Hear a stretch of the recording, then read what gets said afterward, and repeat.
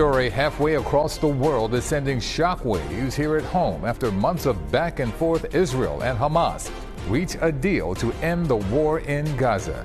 We are closely following developments on your News at 5 as we stream live on CBS News Philadelphia. It has been 466 bloody days, and finally, prayers for peace have been answered. Good evening, everyone. I'm Yuki Washington. And I'm Natasha Brown. A long sought after ceasefire and hostage deal between Israel and Hamas has finally been reached. About 2 hours ago, President Biden updated reporters. And I'm proud to say Americans will be part of that hostage release in phase one as well. And the Vice President and I cannot wait to welcome them home. In Israel and Gaza, celebrations in the streets erupted after 15 bloody months of war. As soon as Sunday, Hamas could begin handing over Israeli hostages to Israel. CBS Philadelphia's Ryan Hughes has reaction from here at home. Our hearts are just full of anticipation. It's been more than 15 months of worry and prayer since the Israel-Hamas war began. And a sign in the lobby of the Katz Jewish Community Center in Cherry Hill has been keeping tabs on the number of days since hostages were taken into captivity.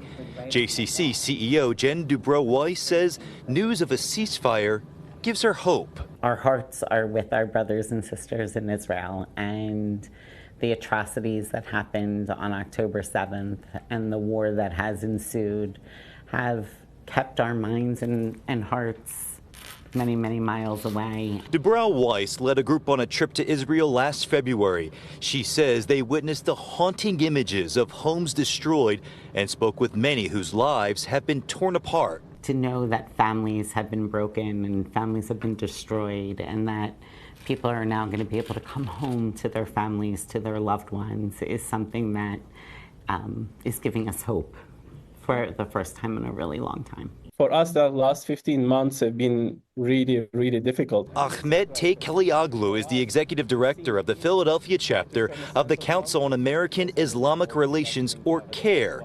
He says thousands of Pennsylvania Palestinians, Muslims, and allies of all faiths who advocated for peace and justice are relieved and called news of a ceasefire and hostage deal long overdue. Even though that cautious optimism exists, the overwhelming sense right now is one of relief, so that people can slowly try to return a sense of normalcy. And of course, under the whole destruction in Gaza, what that normal looks like is very different. And both sides tell me they know everything can't be resolved overnight, but they continue to pray for peace and hope this leads to a more positive outcome for everyone in the Middle East. Reporting in Cherry Hill, Ryan Hughes, CBS News Philadelphia.